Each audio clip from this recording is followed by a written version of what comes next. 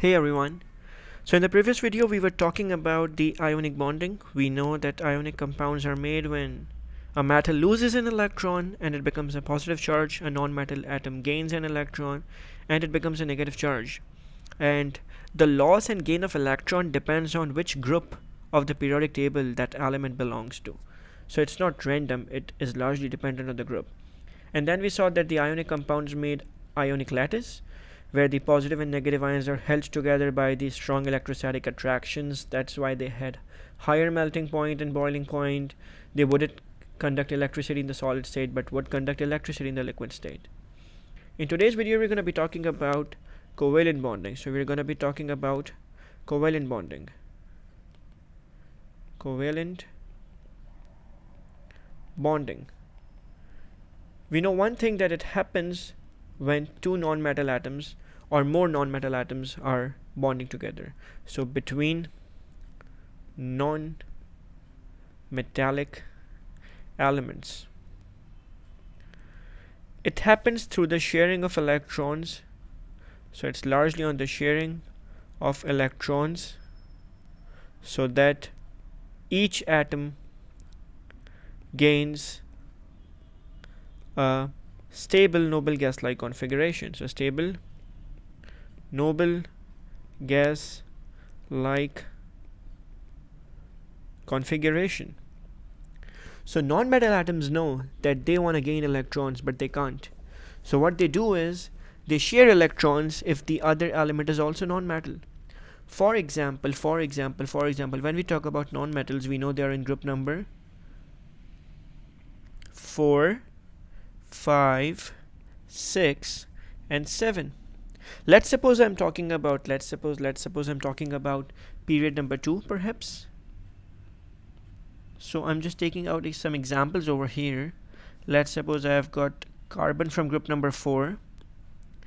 I've got nitrogen from group number 5. I've got oxygen from group number 6. And let's suppose fluorine from group number 7. I'm going to label these, that this is my carbon, this is my nitrogen, this is my oxygen, this is my fluorine. They had 2 electrons in their first shell, so I know this, right? They had 2 electrons in their first shell, and that is why I'm not focusing on these 2 electrons. It's right there, I know this, okay? But carbon had 4 electrons in the last shell. Nitrogen had 5 electrons in the last shell. Oxygen had 6 electrons in the last shell, like this. And fluorine has 7 electrons in the last shell. So these are the 7 electrons of fluorine. Now carbon needs 4 electrons, so carbon needs 4 more to have 8 electrons in the last shell. Nitrogen needs 3 more electrons to complete the valence shell. When we talk about oxygen, it needs 2 more electrons to complete the shell.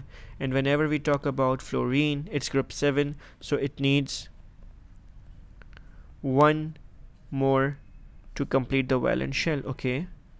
Since they are not making a bond with the metal, they can't gain it. So the other option they have is to share electrons so that they can have a valence configuration, which is a noble gas-like stable configuration. So what they do is carbon makes 4 bonds. Carbon makes 4 covalent bonds. Nitrogen makes 3 bonds. Oxygen, which is the true case for all the group 6 elements, will make 2 covalent bonds. Fluorine makes 1 bond. It makes 1 covalent bond. So this tells us that the group number decides how many covalent bonds they will make. For example, when we talk about carbon, let's suppose this is my carbon with its 4 electrons in the valence shell. Carbon shares its electron with other elements so that both the elements can benefit. For example, hydrogen has 1 electron in the last shell. So what happens is that you will need 4 hydrogens, each one will share 1 electron with the carbon. So you will have 4 hydrogens like this, each one will be sharing 1 electron with the carbon like this. And now hydrogen has 2 electrons, so it makes a covalent bond over here. This is a covalent bond over here. Hydrogen gets 2 electrons in its shell, and when we talk about the carbon, it gets 8 electrons in the valence shell. 8 electrons in the valence shell, and now both the carbon and hydrogen are happy. Similarly, when we talk about, for example, nitrogen, let's suppose I'm talking about nitrogen. This is my nitrogen atom, and it has 5 electrons in the last shell. So 1, 2, 3, 4, 5. Now nitrogen wants to make 3 bonds because it wants to have a total of 8. So 1, 2, 3. It makes 3 bonds with 3 hydrogens, so that each one gives 1 electron. And now you can see that nitrogen has total 8. How do I represent it? See, 2, 4, 6 and 8. Now nitrogen has 8 total electrons. So that is how nitrogen is happy. Nitrogen has again 8. For example, if I talk about, let's pick some other color over here, and let's talk a little about our oxygen atom. This is my oxygen atom over here. It has 6 electrons in the last shell. 1, 2, 3, 4, 5, 6. Now it wants to make 2 bonds so that it can have a total of 8. So it can make 2 bonds with hydrogen. It's not compulsory every time the bond is with hydrogen. We are just taking an example over here. See, so now oxygen gets 8 electrons and hydrogen gets 2. So they are happy right now, and this is how we get water molecule. Let's have one more example over here. Let's suppose we'll make a structure which is phosphorus trichloride. So we know one thing, that phosphorus atom is right over here. We know this is a phosphorus atom. We can draw it over here. And we know phosphorus is in group number 5. So 1, 2, 3, 4, 5. Now it wants to make 3 bonds. And group 7 also makes 3 bonds. So you can have 3 chlorine atoms. One over here, one over here, and one over here. Now you have 3 chlorine atoms. 1, 2, 3. We can use a different color to show this, and even a different shape. Chlorine makes 1 bond. So chlorine makes 1 bond each. But chlorine has some electrons of its own, because chlorine is in group 7. So it had 7 electrons in the last shell. So chlorine had 7 electrons in the last shell. 1 participates in the bonding, the other 6 don't. So these 6 electrons are non-bonding electrons, but this one is a bonding electron pair. This one is a bonding electron pair. This one, these are bonding electron pairs. But what about these ones? These were non-bonding electron pairs. Similarly, all the chlorine atoms will have their 6 electrons. This one has it over here. This one has the unbonded 6 electrons, and 1 is participating in the bonding. Even phosphorus has its non-bonding electron, so this is also a non-bonding electron. If we go previously to the oxygen atom, these are the non-bonding electrons. These are the non-bonding electrons. Let's try a few more examples, and let's see how these diagrams are made to show the dot and crosses structures. Now we are talking about an example of, let's suppose, for instance, we can have any other compound, for example, hydrogen chloride. HCl. So we know we have a chlorine atom, which is a chlorine atom over here. It's in group 7. So chlorine has 7 electrons in the last shell. 1, 2, 3, 4, 5, 6, 7. And you will need a hydrogen atom. So it's one hydrogen atom over here. Hydrogen right over here. Hydrogen makes one bond. So this is the bonding electron pair over here, which is the covalent bond.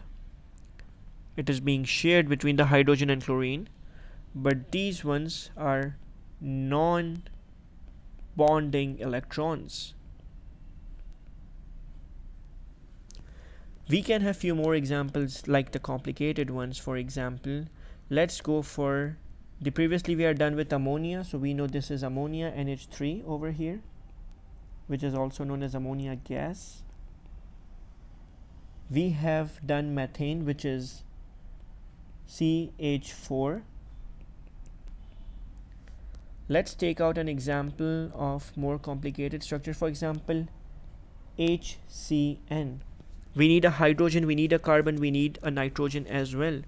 So I know I need a carbon. A carbon is gonna make 4 bonds. So I have a carbon over here. I'm gonna label it carbon, and it has 4 electrons. So I know one thing for sure, it's gonna make 4 bonds. But let's arrange the hydrogen and nitrogen first. We know that one hydrogen is gonna come over here because definitely there has to be a bond, and a nitrogen comes over here because it's making a bond with one nitrogen as well. The formula suggests one nitrogen, so I'm gonna draw one nitrogen. Now one thing is very clear, nitrogen wants to make 3 bonds. So nitrogen will make 3 bonds using 3 electrons. Carbon will make the bond using its electrons. So dot is equals to the electron from carbon, and cross is equals to the electron from nitrogen. We know for sure that now carbon has one more electron remaining. So carbon will make that one bond with the hydrogen over here. Now carbon has made 4 bonds, 3 on one side and 1 on the other side. Hydrogen has made 1 bond, nitrogen has made 3 bonds. Something seems missing. I know very sure that this is a bonding electron pair. Bonding electron pair between carbon and hydrogen. And this is a bonding electron pair